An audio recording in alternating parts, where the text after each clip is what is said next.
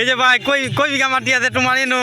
আমারে হ্যাঁ আমি ইমান বাঙালী ভাষা নাজানি, নেজানি, অসমীয়াই জানি। অসমীয়াই জানি।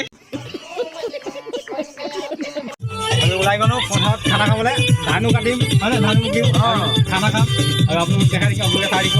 আমাৰ এটা ব্ৰইলাৰ পৰি আছে আৰু ইফালে আমাৰ মছলা পাতি যোগাৰ কৰি আছে, মানে বস্তু লৈ আছে দোকানৰ পৰা।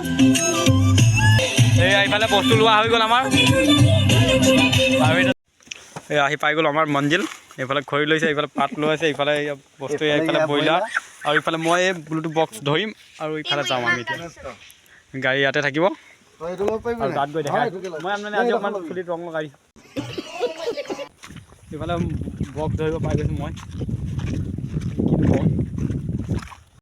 পূৰা কেৰাহী বটোৱা মাথাত লৈ পিনে আহি আছে। অকণমান নাচি দিয়ক, অকণমান নাচি দিয়ক। তোলা ফটা আহিলে, তোলা থাক হ'লেও পূৰা এনজয় কৰিম বুলি আহিছে আজি। এনজয় খালি শিখৰটো অকলে অকলে খাই দিলে মানে। সেই তোমালোকে দেউতাহঁতে হাগি দিছে ন? হে আপোনালোকে হাগিব জেগা নাপায় আৰু ন? আহি মানে পথাৰত হাগি দিয়ে এইখন। আজি ইয়াত এতিয়া ভাত বনোৱা হ'ব, হাগি দিয়া।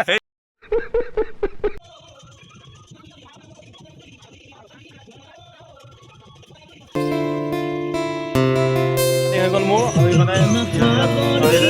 ইফালে আছে জলকীয়া, জলকীয়া কাটিব লাগিব।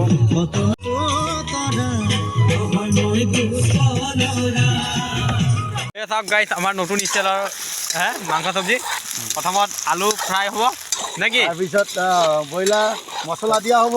মছলা আলুটো উলিয়াই পিনে ফ্ৰাই কৰি উলিয়াই দিব হ'ব। পিছত ইয়াত মছলা দিয়া হ'ব। মছলা মানে কি, আদা ৰচুন আছে ইয়াত পিচি থোৱা আছে। তাৰপৰা আদা ৰচুন দি দিয়া হৈ গৈছে। মোৰ মানে অকণ দেৰি হৈ গ'ল ভিডিঅ'টো বনোৱা।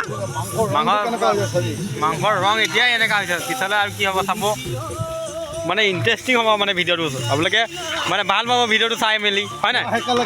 অঁ, খোৱা সময়টো দেখাম আৰু মানে ভাল পাব আপোনালোকে ভিডিঅ'টো চাই। আৰু আমাৰ ভিডিঅ'ৰ যোগেদি আপোনালোকেও মানে মন যাব, আপোনালোকক পথাৰত আহি পেলাই এনেকৈ মানে খানা খাবলৈ, মানে খেতি কৰা আমেজটোৱে কিবা এটা ভাল লগা, মানে ফূৰ্তি লাগে আৰু খেতি কৰা।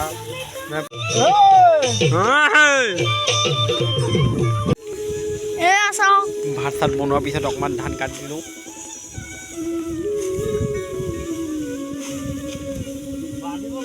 এই যে ভাই কই কই বিঘা মাটি আছে তোমাৰ এনো? আমারে অঁ আমি ইমান বাঙালী ভাষা নাজানি, নেজানি, অসমীয়াই জানি। অসমীয়াই জানি। এইটা হচ্ছে মালিকের বউ। কত কত কাটতো আজকাল ধান? মানে 5 বিঘা হয়ে গেছে। আজকে বলে 5 বিঘা হয়ে গেছে কাটা।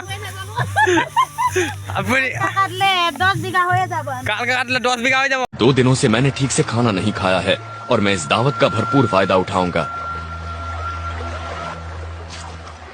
ओह, ये देखिए, आज कई दिनों बाद मुझे पहली बार सही खाना मिलने वाला।